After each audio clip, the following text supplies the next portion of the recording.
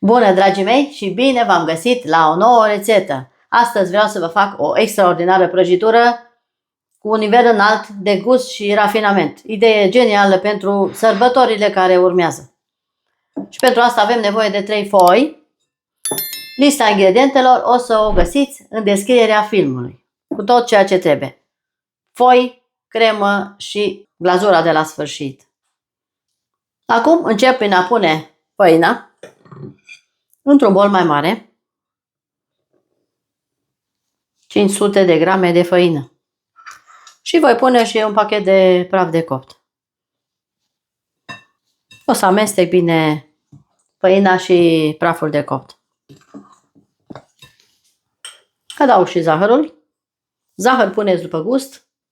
100 de grame, 120. Fiecare știe cât de dulce dorește. Așa. O să pun 3 linguri de smântână groasă. Este un deliciu fenomenal. Încercați numai să vedeți. Acum 3 gălbenușuri de ou. Doar gălbenușurile folosim. Amestec puțin. Și aici am 160 de grame de untură. Margarină, ce vă place. Dar este rețetă cu untură, nimic altceva. O să amestec puțin, după care voi frământa cu mâna, bine spălată. Am pregătit și o tavă în care voi face foile. Scrieți în comentarii de unde mă urmăriți și eu vă salut. Cu mare drag. Scrieți dacă ați făcut asemenea prăjitură. O să pun și puțină sare pentru gust. Și voi frământa foarte bine cu mâna un aluat elastic pentru întins. 3 foi. Frământ foarte bine ca să se încorporeze toate ingredientele. Prăjitura se numește Ecaterina. Prăjitură fină Ecaterina. Scrieți dacă ați mai auzit sau ați făcut așa ceva. Cu foi foarte fragede și o umplutură foarte interesantă și foarte delicioasă. O să pun aluatul pe masă pentru a frământa mai bine. Dacă aveți gălbenușuri mici, mai adăugați o lingură sau 2 de apă până obțineți rezultatul dorit. După cum vedeți, aluatul se frământă foarte bine și foarte repede, doar că trebuie bine amestecate ingredientele. Așa arată cel mai bun aluat cu untură pentru prăjituri. Spectaculos! Super, super! Aluatul este gata, l-am întins într-un sul și acum îl voi împărți în 3 părți egale.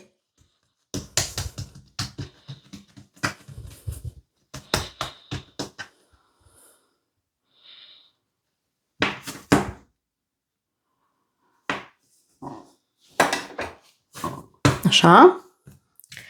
Și voi începe cu prima parte de aluat. Voi întinde o foaie de mărimea tăvii mele. Vă scriu și mărimea tăvii și cât asta la cuptor. Încingem cuptorul la 180 de grade Celsius să fie bine încins. Și cu sucitorul voi întinde prima foaie. Mai ajut de puțină făină. Pentru că are în compoziție untură și s-ar putea să se lipească puțin și ne ajutăm de făină, nu este nici o problemă. Și voi întinde. După cum vedeți, foaia se întinde foarte bine, foarte repede. Nu este nicio problemă. O să așez foaia pe hârtia de copt.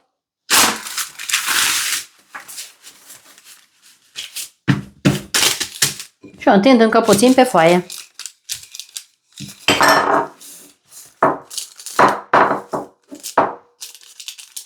Acum o să înțep foaia cu furculița din loc în loc pentru a nu crește foarte mult. Și la cuptor. Și fac și cea de-a doua foaie imediat, pentru că asta o să dureze doar câteva minute până se coace. Am pregătit o ortie și întind a doua foaie. Tot așa, cu puțină făină. Până se coace cealaltă, trebuie să ne grăbim, să facem cât de repede se poate. Pentru că nu durează mult și trebuie să facem rapid. Foaia se întinde super ușor, repede, bine. Nu este nicio problemă cu aluatul, este cel mai bun aluat. Uitați ce fain se întind. Foarte bine se întinde. Ușor, foarte ușor. Pentru că este bun aluatul, de aceea. Cealaltă a doua foaie. Grozav de bine. Ca întotdeauna, perfect.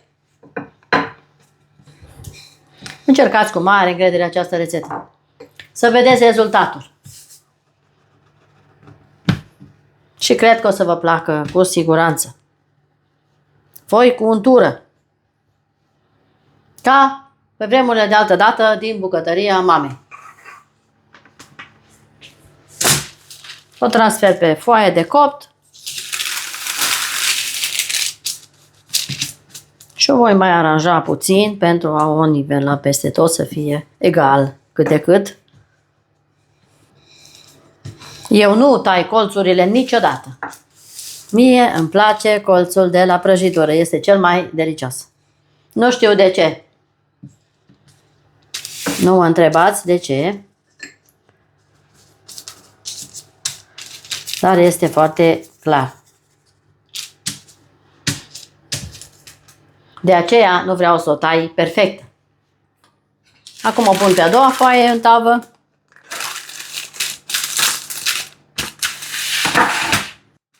Am așezat foaia în tavă și o voi înțepa.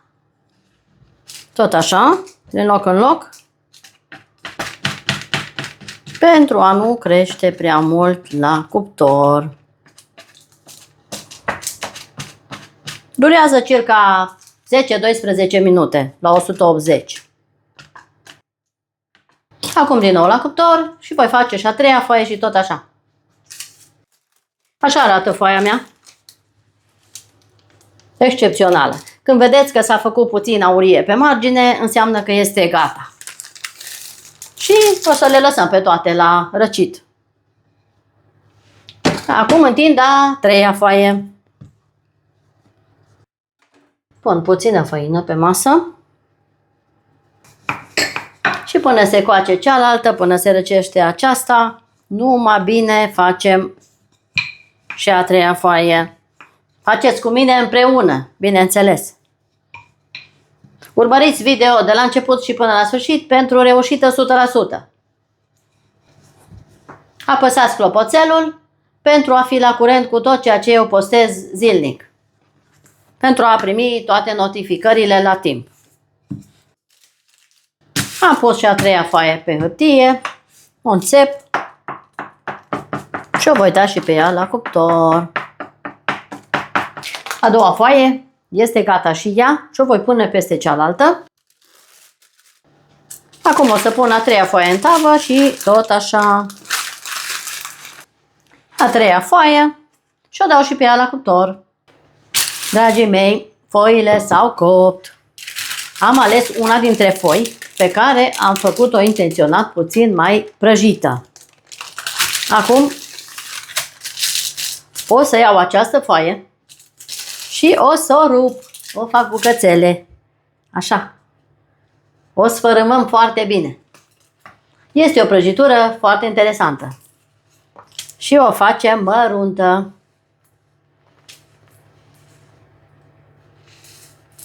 O desfacem în bucăți foarte mici. Toată foaia. Rămân doar două foi întregi.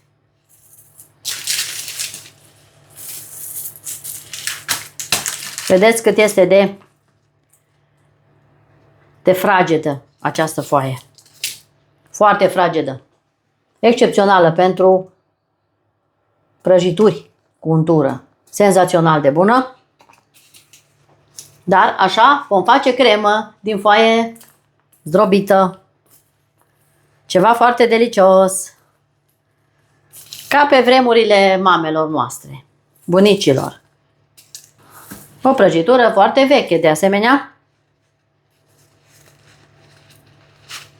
din bucătăria mamei. Scrieți în comentarii de unde vă urmăriți.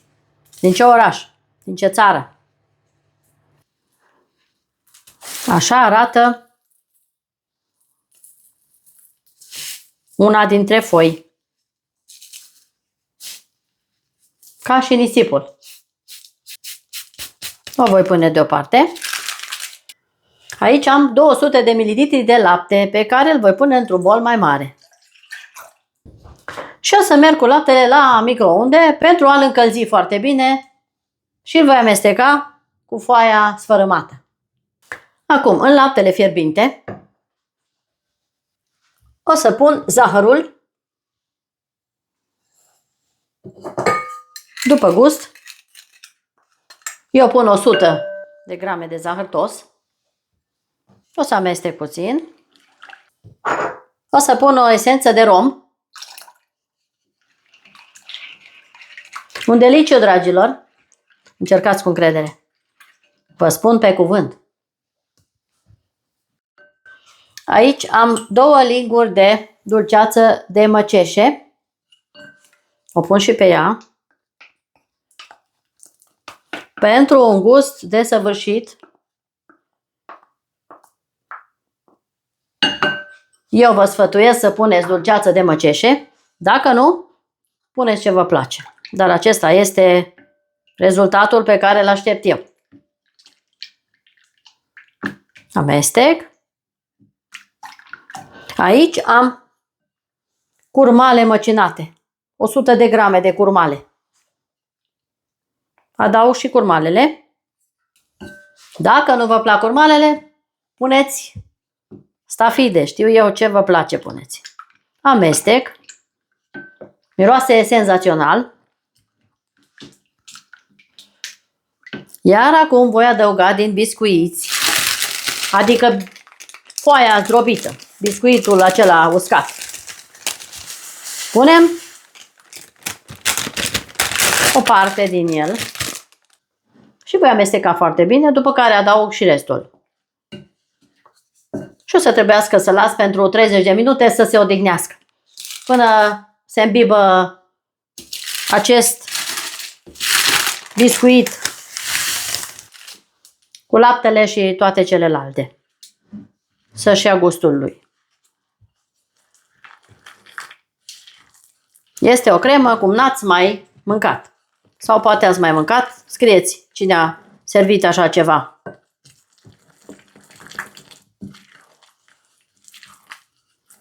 Acum voi pune 2 linguri mari de cacao. Și amestec din nou. Pentru a crea crema pe care mi-o doresc. O prăjitură cu tradiție în familia mea. Foarte veche această rețetă. De foi cu untură și cremă din foaie coaptă. Minunată, minunată această prăjitură. La sfârșit voi încorpora și 150 de grame de unt, 130-150 cam așa, între această valoare. Să văd cum arată compoziția la sfârșit. După aceea vă scriu exact cât am folosit eu, cât unt. Și aceasta este senzaționala cremă, cea mai bună cremă cu foaie coaptă în cuptor. Foi din untură, așa arată crema. Va trebui să lăsăm la odihnă. Acum o să o las pentru 20-30 de minute până se încheagă toate în interior, până își ia lichidul această foaie drobită. Acestea sunt minunatele foi. Cele 2 foi foarte bune, le pun și pe ele aici. Să se răcească bine.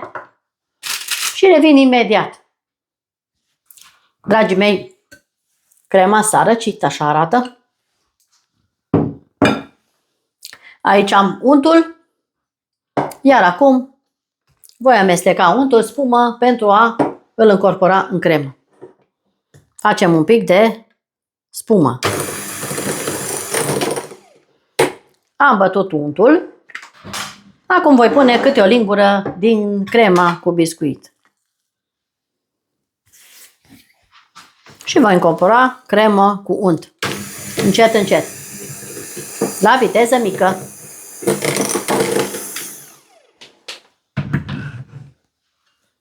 Mai pun o lingură bună. Mixez. Acum o să adaug această compoziție în bolul cel mare pentru a amesteca toate bine împreună.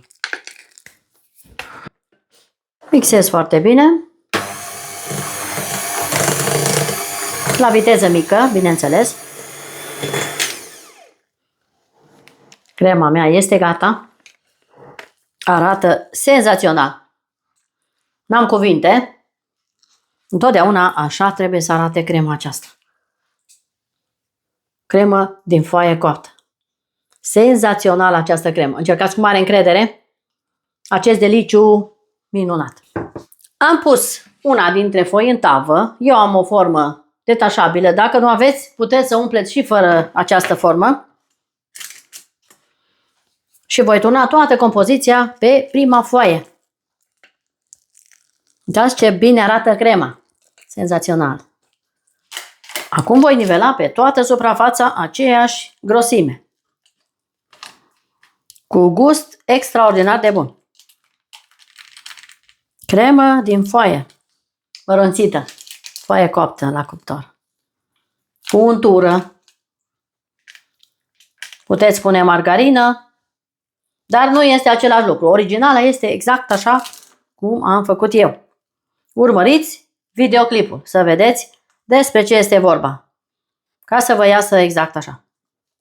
Am pus crema peste foaie și nivelez pe toată suprafața în mod egal.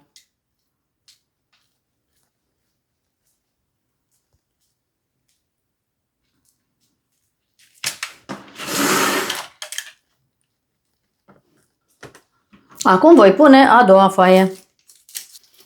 Am pus a doua foaie peste, iar acum o să o las puțin deoparte până mă ocup și de glazura din bezea. O să facem deasupra o bezea foarte bună. O să pun deoparte și o să pun o oală cu apă la fiert.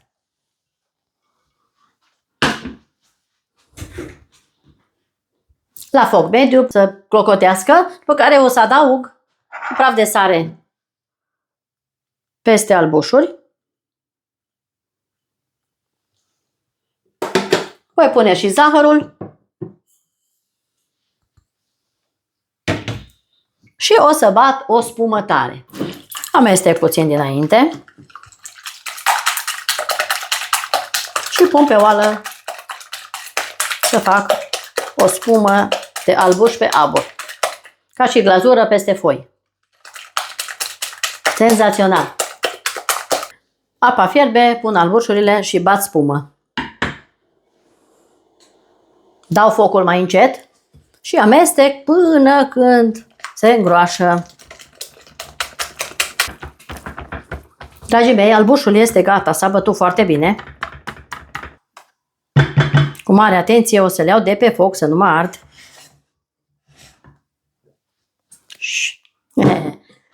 Arde foarte tare. Așa arată, foarte bine. Acum îl voi turna direct fierbinte peste foaie.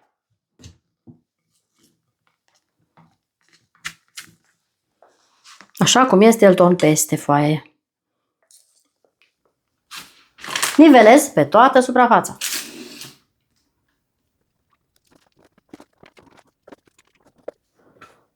Un deliciu care mi-aduce aminte de copilărie.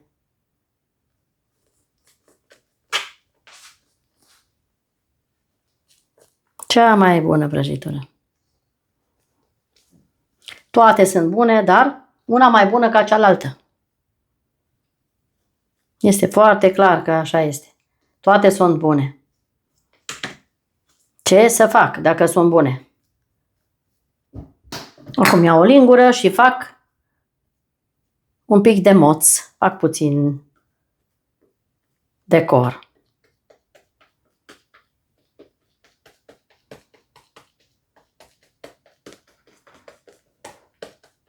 Și cu un arzător, cu gaz, voi da cea mai mare noblețe acestei super rețete. Cu arzătorul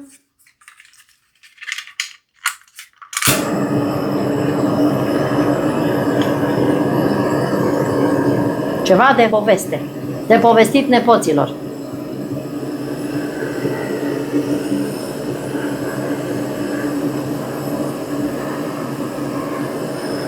Senzațional!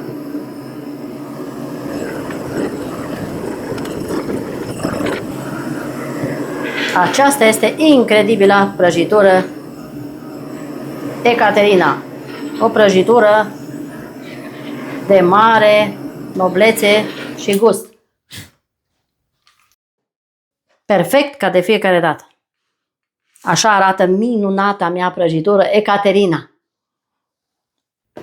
Acum voi pune doar foarte puțin fulgi de ciocolată. Foarte puțin.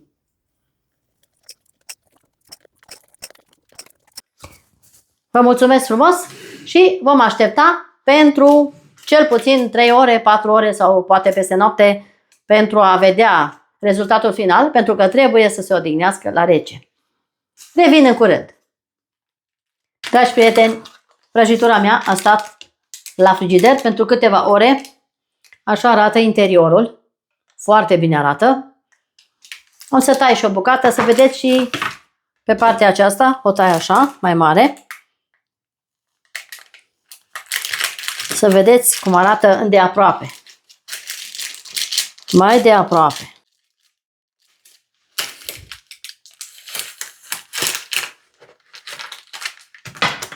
Este o prăjitură senzațională. Excelentă. Așa arată prăjitura mea de astăzi. Sper că vă place, pentru că este super prăjitură. Foile s-au înmuiat și acest albuș prăjit deasupra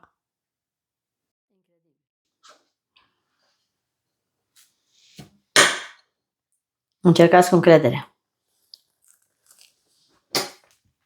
Fenomenal. Bravo! Și de data aceasta foarte bine executat. Vă mulțumesc frumos că ați fost cu mine până la finalul acestei rețete. Dacă aveți gusturile mele, încercați.